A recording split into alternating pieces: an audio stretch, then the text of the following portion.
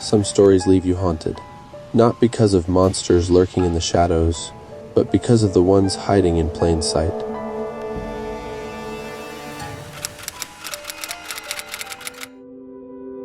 Lauren Giddings was 27. She had just graduated from Mercer University Law School in Macon, Georgia. Bright, ambitious, and loved by everyone who knew her, she was preparing for the bar exam. Her future was wide open. She had everything going for her. She lived in a small apartment complex near the university. It was a quiet place, safe, or so it seemed. Across the hall lived Stephen McDaniel, classmate. Quiet, unassuming, socially awkward. He wasn't someone who stood out. To most, he was just another law student, maybe a little odd but harmless. He had even volunteered at a suicide prevention hotline. That's the kind of mask he wore. But behind that shy exterior was something darker. On June 26, 2011, Lauren didn't show up for a planned hangout with friends. Calls and texts went unanswered.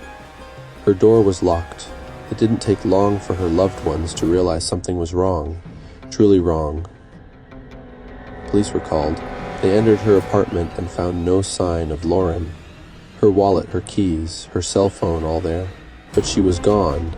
It looked like she'd simply vanished. The only clue, a faint smell, something wasn't right.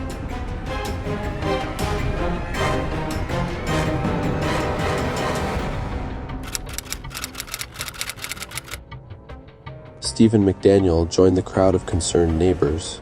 He hovered near police, listened closely to the investigation, and even gave an interview to a local TV crew standing just feet from the scene.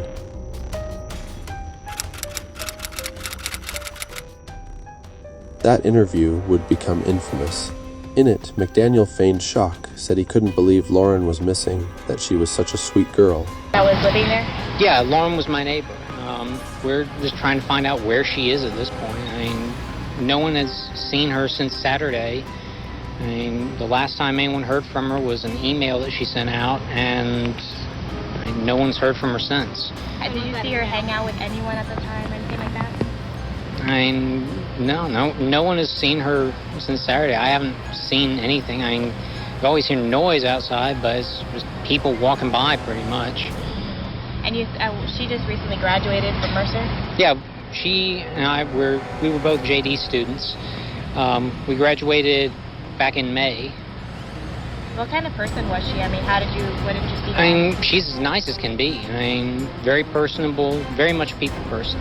Do you know any enemies she might have had, somebody that might want to hurt her? No, we don't know where she is. I mean, the only thing we can think is that maybe she went out running and someone snatched her. Because we went over. One of her friends had a key. We went inside and tried to see if there was anything amiss, but she had a door jamb that was sitting right by it, so there was no sign that anyone broke in. The door was locked when everyone got here. We just don't know where she is. And then in real time, the reporter broke the news that a body had been found, dismembered, in a trash can outside the apartment. What about in the parking lot area? I know they've been doing a lot of, I think that's where they have recovered the body or whatever they recovered from there. Body? Had you seen anything there? Had you seen anything there? I mean, we don't know if this is the same person. You know what I mean? Like, they took out a body there earlier. We don't know if it's the same person or not. So that's why we're trying to ask people if they know who lived there. Are you okay, sir? I think I need to sit down. Okay. McDaniel's face twisted. He gasped, staggered back, held his head in his hands. The footage went viral.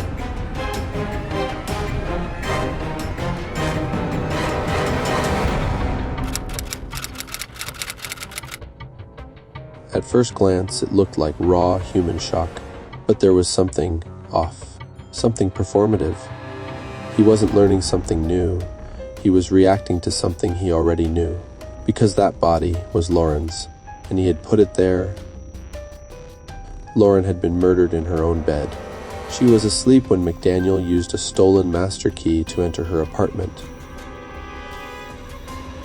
He strangled her in silence, and then, coldly, meticulously, dismembered her body in the bathroom. It's almost too much to imagine, but it happened, and for days, he played the part of the worried neighbor pretending to help while Lauren's loved ones searched and hoped.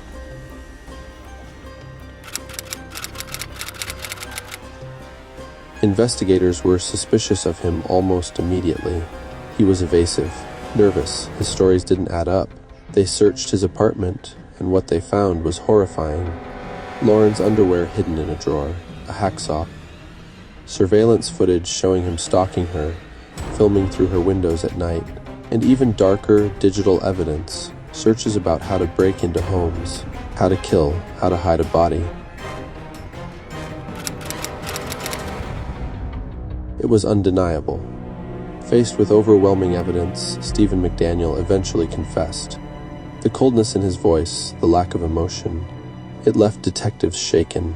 He had fantasized about Lauren, obsessed over her, but when he couldn't have her, he killed her. And then he dismembered her, bagged her remains, and began disposing of them in the middle of the night. One bag, one piece at a time, right outside their homes.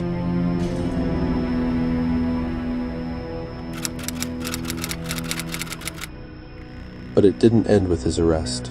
McDaniel pleaded guilty in 2014 to avoid the death penalty. He was sentenced to life in prison with the possibility of parole in 30 years.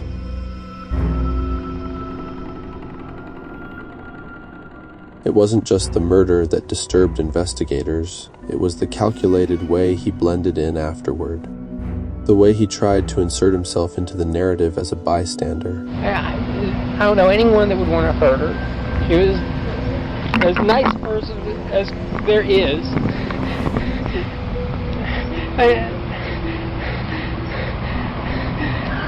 Was she moving soon? Did you know anything about her? Yeah. She was going to be moving out today.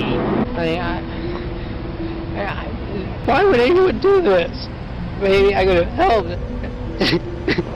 They went in, we looked around the place, no sign of a struggle, no sign that anyone had broken in, just nothing. Lauren was intelligent, kind, and compassionate. She had so much ahead of her, and she lost everything at the hands of someone who had been quietly watching, waiting, planning. Her family never saw it coming. Neither did her friends. No one did. Because Stephen McDaniel wasn't a monster in the shadows. He was the neighbor, the classmate, the quiet guy across the hall. That's what makes this story so chilling.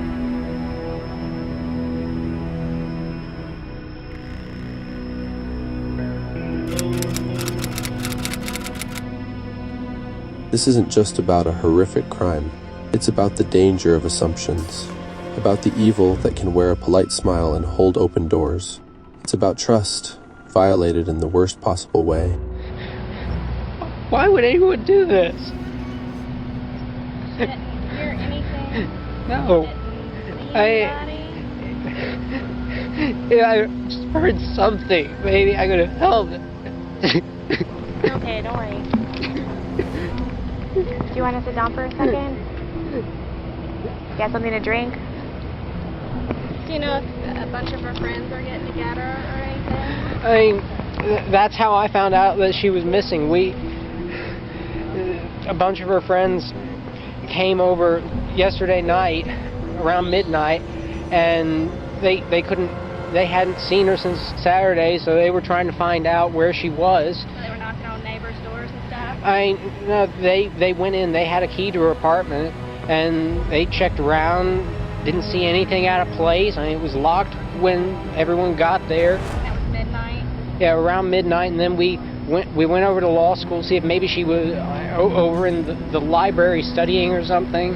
And we looked up in the study rooms on the third floor, and there was no one there. And we came back, we looked around, and just tried to find anything to figure out where she was. Lauren Giddings should be here today. She should have passed the bar, become an attorney, built a life.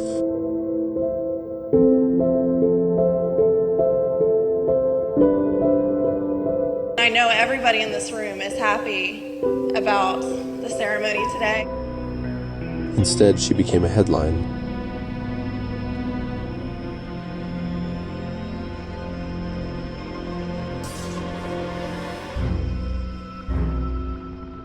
A victim of a man who hid behind silence and awkwardness, using his invisibility as a shield. You hadn't heard anything about a body until you were talking to us? No. No, as far as any of us knew, they were still trying to just find her. I mean, we got an email this morning from some people that live on the other side of Kroger, on the other side of the river, that they had seen her in the past running in that area. We thought maybe someone had snatched her over there, or maybe she got hurt or something.